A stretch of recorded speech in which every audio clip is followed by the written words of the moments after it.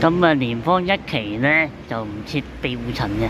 咁啊，住宅樓層5至28樓，5至26樓咧就係有8個單位。咁27、28樓分別係6伙同埋4伙單位。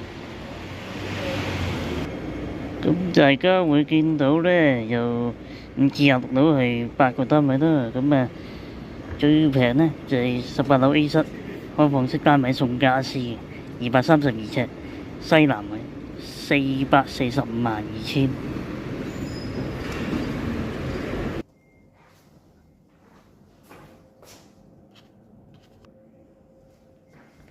大家好，我哋而家喺連方一期 E 單26樓 E 單位。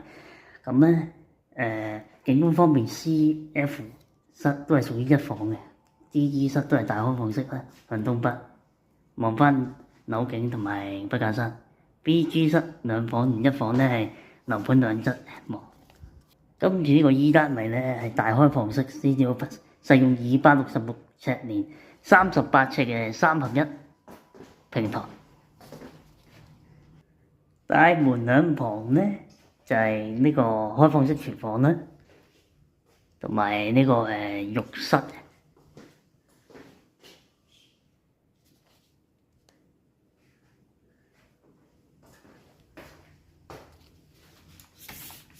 你會見到係啦，有個大嘅雪櫃喺度，蒸焗爐，啲鞋架啊。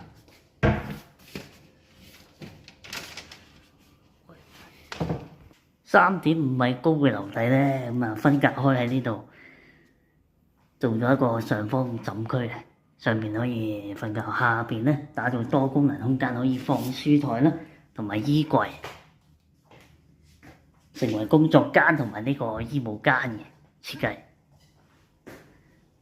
樓梯入邊咧有呢個收納空間。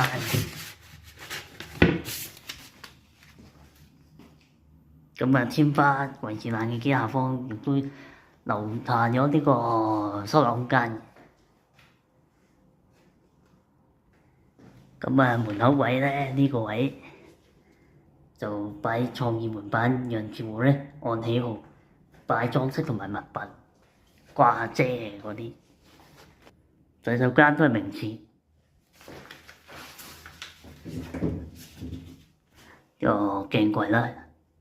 E 室咧就係露台向翻東北，